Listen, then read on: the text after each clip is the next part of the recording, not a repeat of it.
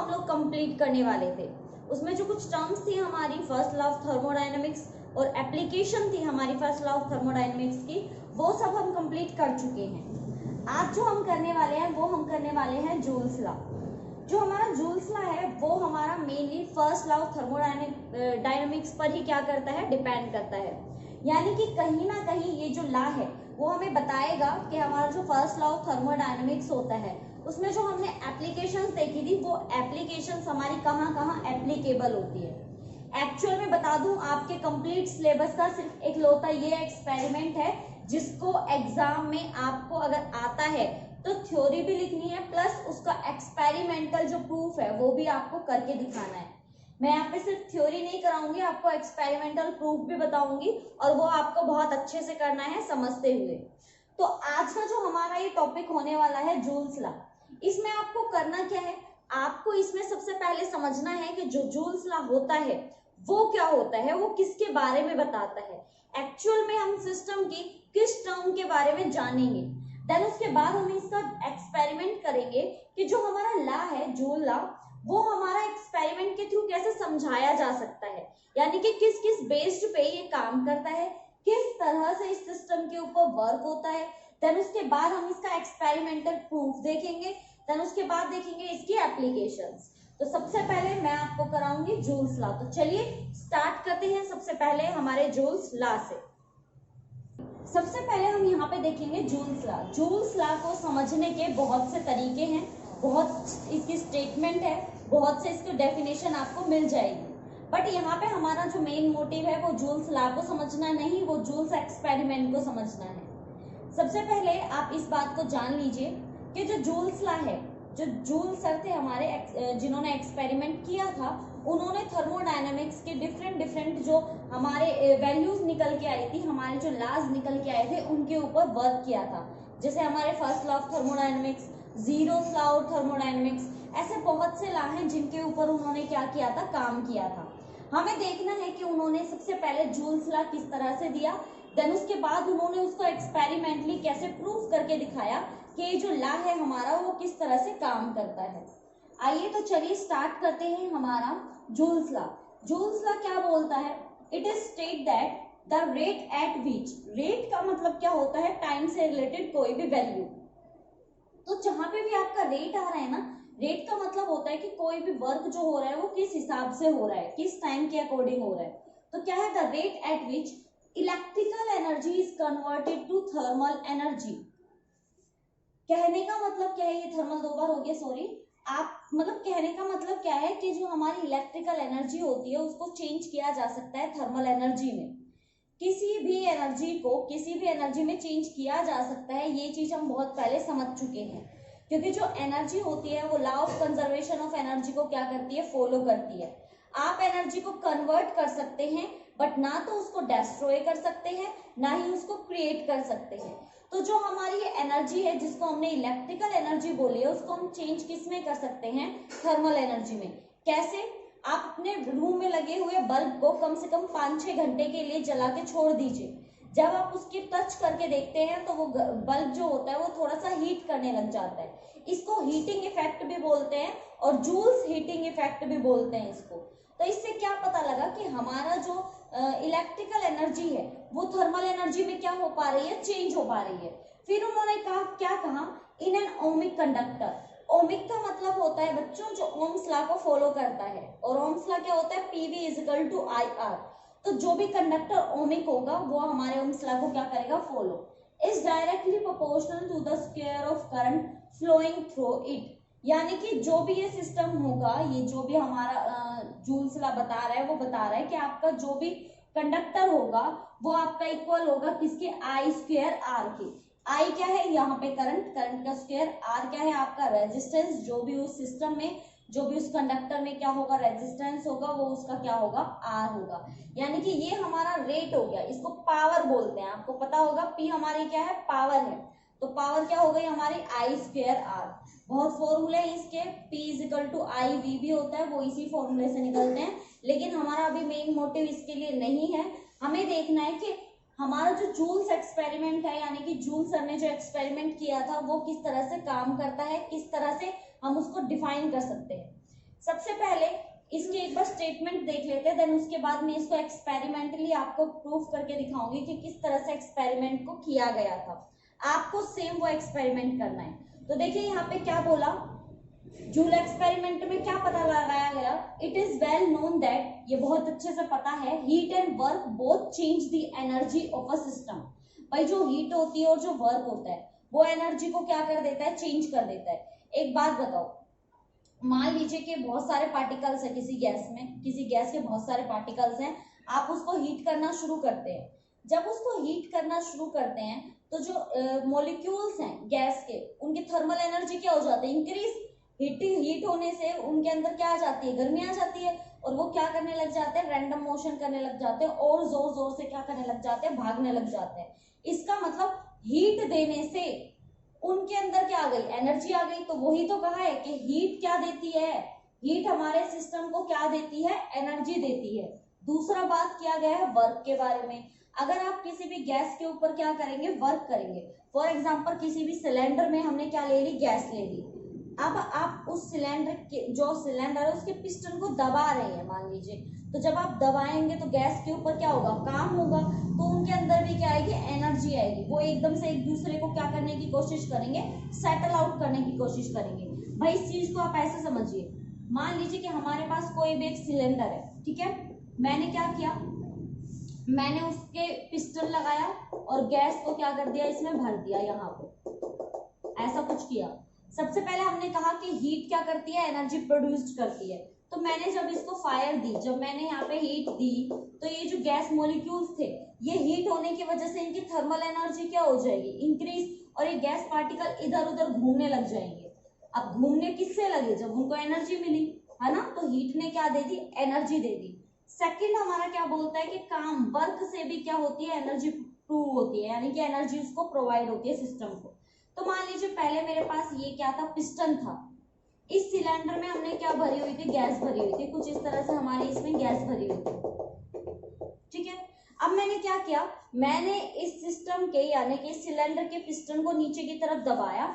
अभी देखिए गैस बिल्कुल मतलब खुली हुई थी, फ्री थी, कोई कहीं पे भी मूव कर रहा था। लेकिन जैसे ही मैं इस पिस्टन को नीचे ले आती हूँ, तो जो यहाँ की गैस है वो खुद को कहाँ ले आएगी, यहाँ पे खुद को। अब मैंने पिस्टन को यहाँ ले लिया तो वो खुद को क्या करेगी, एडजस्ट करेगी उस छोटी सी जगह में, तो उससे भी उनकी एनर्जी क्या हो जाती है, इंक्रीज हो जाती है, वो इधर उधर भागना शुरू हो जाते हैं और एक दूसरे को क्या कर लेते हैं, तो मतलब एडजस्ट करने की कोशिश करते हैं उसी सिलेंडर में। तो हमें इससे क्या पता लगा, हमें ये देखने को मिला कि जो हीट होती है और जो वर्क होता है, दोनों के दोनों एनर्जी देते हैं सिस्टम को।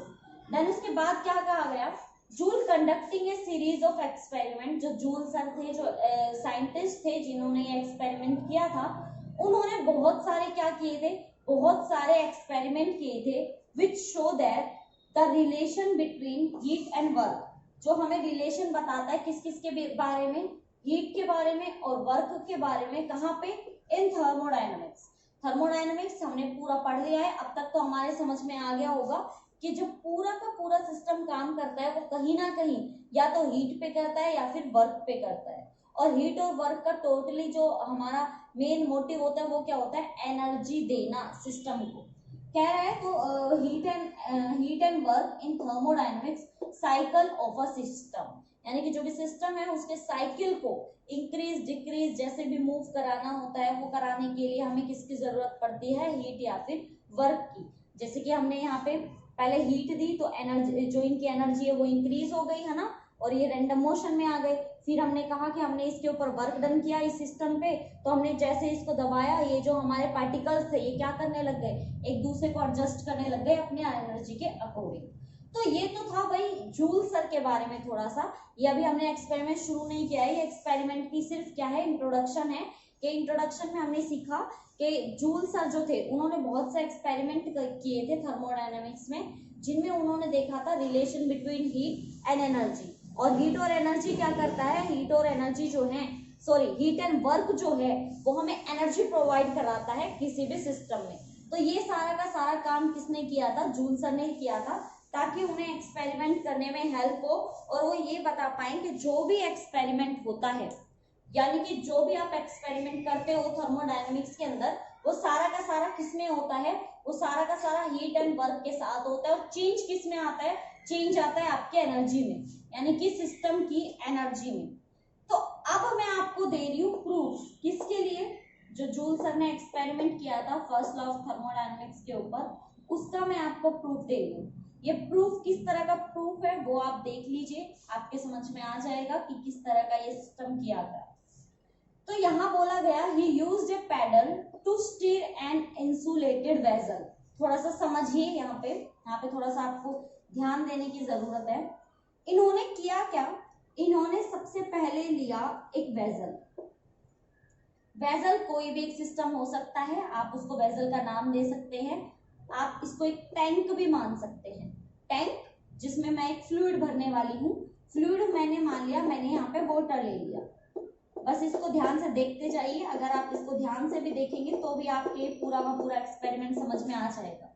अगर आपको पूरी थ्योरी पार्ट नहीं भी समझ में आई है तो भी कोई बात नहीं है, आपके लिए मेन यहाँ पे एक्सपेरिमेंट है कि ये एक्सपेरिमेंट था क्या। इसको पैडल एक्सपेरिमेंट भी बोलते हैं या फिर इसको जूल्स एक्सपेरिमेंट भी बोलते हैं। आपको जिस तरह से समझ में आए उस तरह से आप समझ सकते हैं।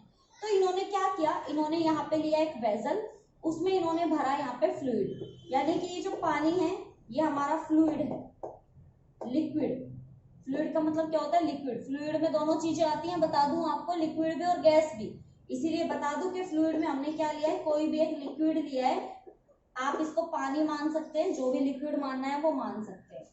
फिर उन्होंने क्या कहा कि ये जो सारा का सारा सिस्टम है ये आपका एक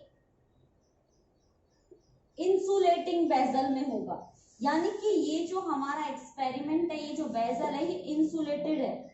इंसुलेटेड का मतलब मैं आपको थोड़ा सा बता देती हूँ। इंसुलेटेड का मतलब होता है कि ना तो हीट ट्रांसफर होगी बाहर, ना ही हीट आएगी अंदर की तरफ। ये पूरी तरह से क्या है, आपका इंसुलेटेड है। कंडक्टिंग का मतलब होता है कि हीट अंदर भी आ सकती है और बाहर भी जा सकती है। तो इंसुलेटेड का मतलब क्या होगा, इंसुलेटेड का मतलब क्या होगा, इंसुलेटेड का मतलब होता है heat not transfer, heat not transfer. बस देखते जाइए, समझ में अपने आप आ जाएगा। डिट्टो का डिट्टो आपको बना के भी आना है, लिख के भी आना है। अगर आप सिर्फ ये डायग्राम भी अच्छे से बना के आते हैं तो मुझे नहीं लगता कि आपको कुछ और अच्छे से, मतलब कुछ और करने की जरूरत है, कुछ और लिखने की जरूरत है, क्योंकि सब कुछ डायग्राम बोल देगा। तो ये जो हमने वेसल लिया है, ये वेसल हमने लिया है यहाँ पे इंसुलेटेड। इंसुलेटेड का मतलब बता चुकी हूँ कि हीट ना ट्रांसफर होगी आपकी बाहर, ना अंदर की तरफ होगी।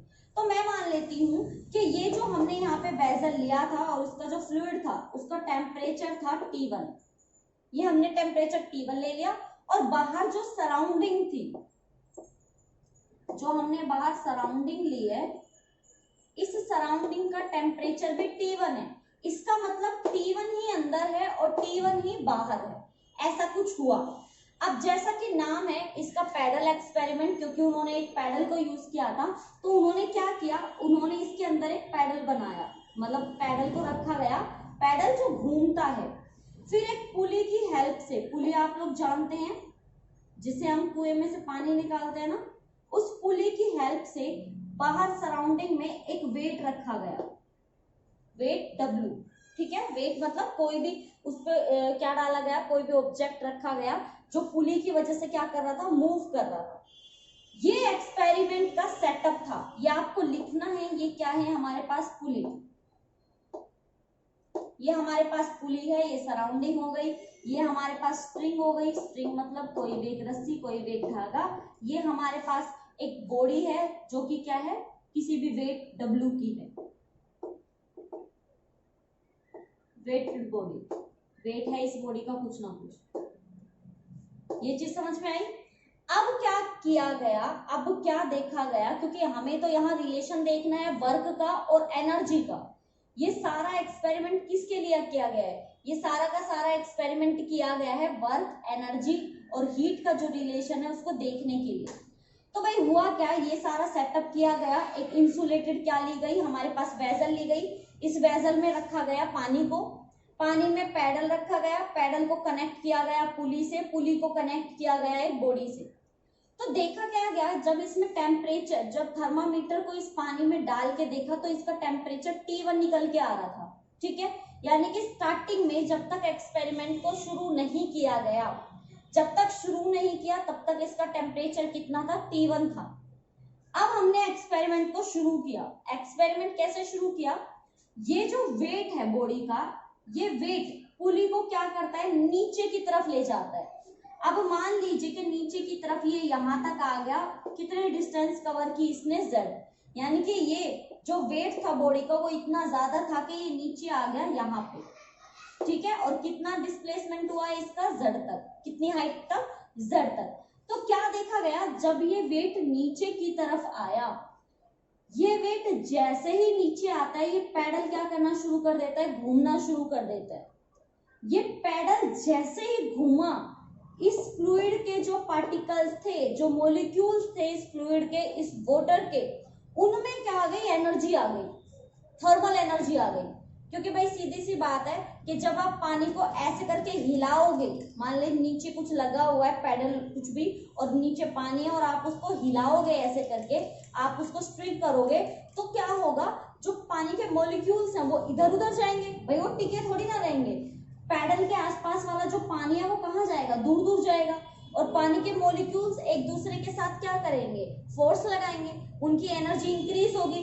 तो देखिए उस एनर्जी के इंक्रीज करने से क्या हुआ, वर्क डन हुआ, कार्य हुआ। कैसे हुआ कि जैसे ही वेट नीचे आया, वेट कितना था, मान लीजिए इसका वेट था हमारा mg, ठीक है। वेट जैसे ही नीचे आया, इस पैडल ने मूव करना शुरू कर दिया, और पैडल जैसे ही मूव करेगा, ये मूव करते ही जो पानी के मॉलिक्यूल्स थे उनमें क्या आ जाएगी, उनमें आ जाएगी एनर्जी। तो क्या निकल के आएगा, वर्क डन। और बच्चों जो ये वर्क डन निकल के आएगा वो आएगा इसकी पोटेंशियल एनर्जी के इक्वल। किसकी पोटेंशियल एनर्जी के इक्वल, जो ये आपकी बॉडी है ये कहां से कहां तक आई है, क्योंकि जब हम हाइट की बात करते हैं तो पोटेंशियल एनर्जी आती है, और जब हम एक straight line motion, linear motion की बात करते हैं तो काइनेटिक एनर्जी आती है। तो पोटेंशियल एनर्जी किसी की भी क्या होती है, mgh, और हाइट कितनी कवर की उसने, z, तो कितना वर्क डन हुआ, mgz, जैसा कि मैंने यहाँ पे लिखा भी हुआ है mgz। क्या बोला इसने, he used a paddle to steer on insulating vessel filled with fluid, यानी कि स्टीर करने के लिए पैडल लगाया, और ये पैडल किस में डाला गया था, वेसल में, और इस वेसल में क्या भरा था, पानी। The amount of work done on the paddle was noted, जब देखा गया कि इस वेट की वजह से, इस वेट की वजह से पैडल ने इस फ्लूइड पे क्या किया, काम किया, और कितना काम किया वो, mgz, z उसकी हाइट है कि ये जो बॉडी थी वो कहां से कहां तक गई, जिसकी वजह से ये कार्य हुआ, जिसकी वजह से ये वर्क डन हुआ है। ये सारा का सारा जो आप सिस्टम देख रहे हैं ये जूल्स एक्सपेरिमेंट था, जिसमें उन्होंने ये बताया कि जब भी आप कोई भी, मान लीजिए जो यहाँ पे हो रहा है, जो भी आप कार्य कर रहे हैं, वो इस फ्लूइड की एनर्जी को क्या कर देता है, इंक्रीज कर देता है। अब इतना तो हमें पता लग गया बच्चों के जो वर्क डन हुआ है वो हमारा हुआ है mgz, ठीक है, वर्क डन पता लग गया। लेकिन हम जो थर्मोडायनेमिक्स में पढ़ते हैं वो क्या है, थर्मोडायनेमिक्स का मेन मीनिंग क्या है, हीट इन मोशन, यानी कि टेम्परेचर इन मोशन। तो भैया इस पूरे सिस्टम पे टेम्परेचर का क्या रोल है, ये हमें पता लगाना है। कि इस पूरे में हमने ये तो देख लिया, ठीक है भाई, पैडल घूमा, पैडल के घूमने से जो पानी है उसके ऊपर फोर्स लगा, वो इधर उधर जाएगा, एनर्जी इंक्रीज हो जाएगी, समझ में आ गया। बट टेम्परेचर का क्या, टेम्परेचर का क्या रोल है, तो अब बात करते हैं टेम्परेचर के बारे में। अब इसको थोड़ा सा ध्यान से समझिए। जब हमने एक्सपेरिमेंट नहीं किया था, लेकिन जब हमने टेम्परेचर हमारा मेजर किया था थर्मामीटर से, तो वो आया था हमारा कितना, T1। जब ये सारा वर्क डन हो गया, पैडल घूम गया, पानी भी क्या हो गया, जो फ्लूइड था, जो लिक्विड था, उसके मॉलिक्यूल्स की एनर्जी इंक्रीज हो गई। तो उसके बाद जब टेम्परेचर मेजर किया गया तो भैया पता लगा कि टेम्परेचर तो T1 से हो गया है T2। T1 से क्या हो गया है, T2, क्योंकि भाई एनर्जी आएगी किसी में तो क्या होगा, किसी में भी एनर्जी आएगी तो सीधी सी बात है टेम्परेचर तो इंक्रीज होगा ही होगा। अब मुझे एक बात बताओ कि कहीं पे भी मान लो कि आप चल रहे हो और आपको भागने के लिए बोल दे जैसे ही आप भागोगे आपके अंदर क्या होगी, हीट प्रोड्यूस्ड होगी ना, क्योंकि आपके अंदर के मॉलिक्यूल्स क्या करेंगे, मोशन में आ जाएंगे, थर्मल मोशन हो जाएगा उनका। और जैसे ही आपके अंदर हीट आएगी, टेम्परेचर क्या हो जाएगा बॉडी का, अगर आप चेक करोगे तो इंक्रीज हो जाएगा। सेम इन पानी के मॉलिक्यूल्स के साथ हुआ है कि टेम्परेचर स्टार्टिंग में तो T1 था, लेकिन जैसे ही सारा वर्क डन हुआ इस पैडल की वजह से टेम्परेचर इंक्रीज होके कितना हो गया, T2। अब ये बात आपको पता है कि वेसल तो क्या है, इंसुलेटेड। इंसुलेटेड का मतलब क्या, कि हीट ना तो बाहर जा सकती है भैया, ना अंदर आ सकती है। तो क्या करके देखा गया, तो देखा गया जब टेम्परेचर आपका T1 था, पहले बाहर का भी T1 था और अंदर का भी T1 था, लेकिन जब इस पैडल की वजह से अंदर वाले फ्लूइड पे वर्क डन हुआ तो अंदर का टेम्परेचर तो हो गया T2 और बाहर का भी कितना है, T1। तो भैया क्या देखा गया कि जैसे ही इस इंसुलेटेड वेसल को क्या कर दिया गया, इस इंसुलेटेड को कंडक्टिंग वेसल बनाया गया, इसकी वॉल्स जो हैं वो कंडक्टिंग बनाई गई। कंडक्टिंग मतलब टेम्परेचर जो है, हीट जो है वो अंदर बाहर जा सकता था। तो क्या देखा गया कि जितना टेम्परेचर इंक्रीज हुआ था वेसल को कंडक्टिंग बनाने के बाद, उतना ही टेम्परेचर क्या हो गया, बाहर हो गया। अब दोबारा से टेम्परेचर कितना हो गया, T1। दोबारा से सुनिए इस चीज को, आई नो यहाँ पे थोड़ी सी कंफ्यूजन हो सकती है, इस चीज को थोड़ा सा क्लियर तरीके से समझिए। पहले टेम्परेचर T1 था, लेकिन जो हमारी वॉल्स थी वो इंसुलेटेड थी, ठीक है। बाहर भी टेम्परेचर कितना था, T1 before the experiment. But जब एक्सपेरिमेंट किया गया तो ड्यूरिंग एक्सपेरिमेंट पैडल ने क्या किया, पानी के जो मॉलिक्यूल्स थे उनकी एनर्जी को इंक्रीज किया, उनकी एनर्जी इंक्रीज हुई। दैट्स मीन एनर्जी जब उनकी इंक्रीज हो गई यहाँ पे, तो इस पानी का जो टेम्परेचर था वो थोड़ा सा इंक्रीज हो गया। इंक्रीज हुआ कितना, T2 हो गया। तो फिर क्या देखा गया कि बाहर, अंदर जो टेम्परेचर है वो T2, बाहर जो टेम्परेचर है वो अब भी क्या है, T1। जब इस वेसल को क्या किया गया, कंडक्टिंग किया गया और टेम्परेचर बाहर निकाला गया, तो सिर्फ उतना ही टेम्परेचर बाहर निकला जितना एक्सपेरिमेंट के दौरान टेम्परेचर इंक्रीज हुआ था। यानी कि जब बाहर निकल गया टेम्परेचर तो दोबारा से T1 ही बचा अंदर, और बाहर भी अब भी कितना ही है, T1 ही है। तो इस पूरे एक्सपेरिमेंट से क्या निकला हमारे पास निकला कि ये पूरी की पूरी प्रोसेस जो होती है एक साइक्लिक प्रोसेस होती है। साइक्लिक प्रोसेस होती है, दैट्स मीन कि जितना टेम्परेचर किसी भी सिस्टम के ऊपर काम करने से इंक्रीज होगा वो टेम्परेचर आपका बाहर भी हो जाएगा, अगर आपका जो सिस्टम है वो आपका कैसा है, आइसोथर्मल प्रोसेस पे काम कर रहा है। आइसोथर्मल मतलब कि इसकी कंडीशन रखी जाएगी कि जो आपकी वॉल्स हैं वो क्या होनी चाहिए, वो आपकी कंडक्टिंग होनी चाहिए, ताकि जितना काम किया गया, जितना इसने पैडल ने वर्क डन किया इस सिस्टम पे और टेम्परेचर को इंक्रीज किया, तो उतना ही टेम्परेचर क्या हो जाएगा, बाहर हो जाएगा। यानी कि टेम्परेचर उतना का उतना ही रहा, हमारे पास कोई भी लॉस नहीं आया टेम्परेचर में, क्योंकि टेम्परेचर तो उतना ही रहा जितना है, क्योंकि T2 इंक्रीज हुआ था, T2 तो बाहर चला गया, अंदर क्या बचा है, जो आपका था पहले उतना का उतना, कहने का मतलब सराउंडिंग के इक्वल। अब ये बात थी हमारे पूरे एक्सपेरिमेंट की। आई होप आपको पूरा एक्सपेरिमेंट समझ में आ गया होगा। अगर आप इसको 2 बार या फिर 1 बार और सुन लेंगे इस वीडियो को, तो आपको ये अच्छे से क्लियर हो जाएगा कि किस तरह से ये पूरा का पूरा सिस्टम जो है हमारा वो काम करता है। अब जरा बात करते हैं इसकी ग्राफ के बारे में, क्योंकि मैंने अभी एक वर्ड आपको कहा कि ये जो पूरा सिस्टम चलता है, ये पूरा का पूरा सिस्टम आपका साइक्लिक प्रोसेस पे चलता है। अब साइक्लिक प्रोसेस पे कैसे चलता है जरा देखो, ये जो हमारा पूरा का पूरा काम हो रहा है वो किस पे हो रहा है, हीट पे एंड वर्क पे। हीट इंक्रीज की, हमने यहाँ पे वर्क डन किया है ना, हीट इंक्रीज हुई और उसकी वजह से टेम्परेचर क्या हो गया, इंक्रीज। तो मैं मान लेती हूँ हमने हीट इंक्रीज की और हमने वर्क डन लिया, ठीक है। तो क्या पता किया गया कि जैसे ही आप हीट को इंक्रीज करते हो, वर्क डन इंक्रीज करते हो, तो जो टेम्परेचर था, अगर मैं टेम्परेचर की बात करूं तो मान लो यहाँ पे T1 था, तो टेम्परेचर आपका क्या हो जाता है, इंक्रीज हो जाता है, और कितना बढ़ जाता है, T2। क्योंकि हमने देखा कि जब वर्क डन किया गया हीट इंक्रीज करने के बाद, जो हमारा पैडल था वो घूमेगा, तो क्या होगा इस सिस्टम पे, इस पानी का जो टेम्परेचर है वो कितना चला जाएगा, T1 से T2। तो हमने क्या कह दिया भैया, टेम्परेचर गया है हमारा T1 से T2 तक, ठीक है। फिर क्या कहा गया कि अगर ये एक्सपेरिमेंट हम लोग एक कंडक्टिंग वेसल में करें, अगर इसको कूल कर दें किसी भी तरह से मान लीजिए, तो इसमें से जो आपका टेम्परेचर एग्जिट हो जाएगा वो क्या रहेगा आपका T2। तो भैया बचेगा क्या, T1 जो पहले था।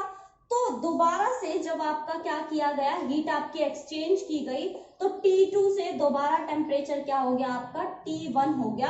और आपके यहाँ पे जो प्रोसेस होती है वो कौन सी प्रोसेस होती है, साइक्लिक प्रोसेस। कैसी प्रोसेस होगी ये, साइक्लिक प्रोसेस होगी। वही तो यहाँ पे लिखी है, साइकिल ऑफ द सिस्टम, वही तो लिखा है। अब अगर आपके ये एक्सपेरिमेंट और ये जो हमने ग्राफ बनाया ये समझ में आ गया, तो आपके अब ये सिस्टम जो इसमें डेफिनेशन है हमारे एक्सपेरिमेंट की वो समझ में आएगी। अब इस एक्सपेरिमेंट की डेफिनेशन को एक बार और समझिए। It is well known that heat and work both change the energy. दोनों ही एनर्जी को क्या कर देते हैं, चेंज कर देते हैं। या तो सिस्टम पे वर्क कर दीजिए, एनर्जी चेंज हो जाएगी, या सिस्टम की हीट को इंक्रीज कर दीजिए, आपकी एनर्जी क्या हो जाएगी, चेंज हो जाएगी of A system. Joule conducting a series of experiment which show the relation between heat and work। अभी हमने देखा, क्या देखा कि आप जब वर्क करते हैं तो हीट क्या हो जाती है, इंक्रीज। तो बोल रहा है कि ये कैसा प्रोसेस शो करता है, एक साइक्लिक प्रोसेस होता है, यानी कि थर्मोडायनेमिक्स में साइकिल ऑफ द सिस्टम होता है। तो वही तो मैंने कहा, पहले टेम्परेचर T2 था, जैसे ही आपने एक्सपेरिमेंट किया इस पानी पे पैडल की वजह से, तो टेम्परेचर कहाँ चला गया, T1 से T2। फिर मैंने कहा कि जब आप एक्सपेरिमेंट को कंप्लीट कर लेते हो तो हमें तो टेम्परेचर क्या रखना है, कांस्टेंट। तो क्या किया गया, टेम्परेचर को जब बाहर किया गया तो टेम्परेचर दोबारा T2 से क्या हो गया आपका T1 हो गया। तो भाई ये है हमारा मेन जो एक्सपेरिमेंट है, जिसका हमारा नाम क्या है, जूल्स एक्सपेरिमेंट। तो ये एक्सपेरिमेंट हमारा कुछ इस तरह से बताता है कि जितना टेम्परेचर आपका पहले था, अगर वर्क डन के बाद टेम्परेचर इंक्रीज होता है तो जो टेम्परेचर लीव करेगा, एग्जिट करेगा टेम्परेचर इंक्रीज होने के बाद, वो उतना ही लीव करेगा, उतना ही एग्जिट करेगा जितना वो इंक्रीज हुआ है। टेम्परेचर अब भी आपका वही रहेगा जो एक्सपेरिमेंट से पहले था, यानी कि जो सराउंडिंग में था। तो इसको हम किसके थ्रू समझा सकते हैं, हमारे ये जो हमने ग्राफ बनाए हैं उसके थ्रू। इसमें हम देखते हैं कि टेम्परेचर एक्सपेरिमेंट से पहले T1 था, एक्सपेरिमेंट के बाद T2 हुआ, और जैसे ही उसके एक्स्ट्रा जो टेम्परेचर इंक्रीज हुआ है, देखा गया कि अगर उसको हटाया जाए, निकाला जाए तो कितना टेम्परेचर कम होगा। तो पता लगाया गया ज्यादा टेम्परेचर कम नहीं होता, टेम्परेचर उतना ही कम होता है जितना टेम्परेचर इंक्रीज हुआ है एक्सपेरिमेंट के दौरान। ठीक है, तो ये पूरा का पूरा हमारा क्या है, सिस्टम है, जिसमें हमने क्या देखा कि जूल ने किस तरह से वर्क को और हीट को मेन काम देखते हुए, यानी कि मेन इंपॉर्टेंस देते हुए बताया कि अगर आप हीट को या वर्क को चेंज करते हैं किसी भी सिस्टम पे, तो किस तरह से आप किसी भी सिस्टम की एनर्जी को क्या कर सकते हैं, चेंज कर सकते हैं। उन्होंने उस एनर्जी को कुछ इसी तरह से चेंज किया, और एक पैडल का यूज करके, एक वेजल पैडल और एक वेट का यूज करके उन्होंने क्या देखा कि जो भी वर्क डन निकल के आता है वो उस बॉडी की वजह से आता है। अगर हम इस बॉडी को लेते ही ना तो ये एक्सपेरिमेंट होता ही नहीं। यानी कि देखिए हमने नहीं किया, जूल सर अगर ये ना करते, यानी कि उन्होंने अगर ये जो वेट है ये ना लिया होता, तो ना तो ये वेट की वजह से नीचे जाता और ना ही ये पैडल घूमता, ना टेम्परेचर इंक्रीज होता, और ना जूल सर ये एक्सपेरिमेंट कर पाते, और ना ही हमें ये पता लगता कि जो सिस्टम होता है, अगर आप उसके हीट और वर्क डन की वजह से उसकी जो एनर्जी है उसको चेंज कर रहे हो, तो उसका जो टेम्परेचर है वो किस तरह से इंक्रीज होता है और किस तरह से वापस अपनी उसी स्टेट में आ जाता है जिस स्टेट से वो गया था, और पता लगता है कि ये तो अपनी साइक्लिक प्रोसेस पे काम कर रहा है। ठीक है, तो भाई आपको जब एग्जाम में ये आएगा तो आपको ये डेफिनेशन देने के बाद इस पूरे एक्सपेरिमेंट को कुछ इस तरह से शो करना है। अब आप उसको किस तरह से लिखना चाहते हैं वो मैं आपके ऊपर छोड़ती हूँ, क्योंकि अगर आप इसको अलग अलग जगह देखेंगे तो आपको अलग अलग मिलेगा।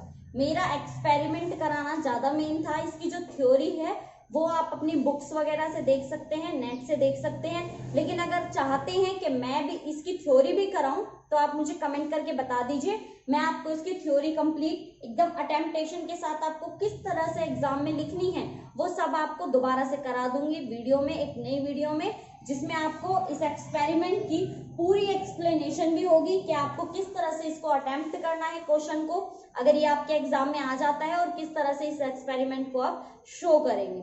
तब तक आपका मेन काम यही रहेगा कि आप इसकी जो स्टेटमेंट है कि किस तरह से जूल सर ने हीट एंड वर्क को मेन इंपॉर्टेंस दी एनर्जी को चेंज करने के लिए, और बताया कि जो सिस्टम है उसका टेम्परेचर उतना ही रहता है जितना उसका पहले था, चाहे कोई भी आप उस पर वर्क डन कर लो। और जब ये सिस्टम होता है कि जितना आपने टेम्परेचर रखा था उतना ही टेम्परेचर है, तो आपको पता लगता है कि सिस्टम जो है वो साइक्लिक प्रोसेस पे काम कर रहा है। तो आई होप आपको ये टॉपिक बहुत अच्छे से समझ में आ गया होगा। टॉपिक इम्पोर्टेंट भी है और आसान भी है। आप जब इस एक्सपेरिमेंट को करें ना अपनी नोटबुक में, तो सारी चीजों को ना इस डायग्राम के चारों तरफ ही लिख लेना है। ऐसा ऐसा हुआ, पहले टेम्परेचर T1 था, पहले इसका 2 डायग्राम बनाना आप। पहले तो ऐसा का ऐसा जैसे मैंने पहले बनाया था ना, कि आपका ये जो बोल्स है, ये बेजल जो है, ये आपका एडियाबैटिक होना चाहिए, नो हीट चेंज। देन उसके बाद आप बनाएंगे हमारा सेकंड वाला जो एक बेजल बनाएंगे, फिर उसमें लिखेंगे कि जो अब बोल्स हमने रखी है वो कैसी रखी है, वो हमने रखी है कंडक्टिंग, और उसमें से जो हीट पास हो जाएगी वो उतनी ही हीट पास होगी जितनी उसमें हीट में इंक्रीमेंट आया है। ठीक है, तो ये तो हमारा था जूल्स एक्सपेरिमेंट। जूल्स एक्सपेरिमेंट पे कुछ एप्लीकेशंस भी हैं। अब हम वो एप्लीकेशंस देखने वाले हैं जो हमारी जूल्स एक्सपेरिमेंट पे क्या है, काम करती है। तब तक आप फटाफट से इसको नोट डाउन कर लीजिए, नोट्स बना लीजिए। डायग्राम 2 बनाइएगा, पहले ही कह रही हूँ 2 डायग्राम बनाइएगा। एक तो बनाइएगा जब ये एडियाबैटिक हो, उसके बारे में सारी जानकारी लिख दो आसपास। देन उसके बाद एक और डायग्राम बनाओगे जिसमें जो बेजल है उसकी जो वॉल्स है वो आपकी कैसी होनी चाहिए, कंडक्टिंग, जिसकी वजह से क्या हो, जो एक्स्ट्रा टेम्परेचर आया वो आप क्या कर सको, बाहर कर सको। और फिर उसके बाद आपको ये भी बनाना है, ठीक है, ग्राफ भी बनाना है। ग्राफ बहुत इंपॉर्टेंट है क्योंकि ग्राफ की वजह से ही तो पता लगता है कि जो प्रोसेस है हमारा एक साइक्लिक प्रोसेस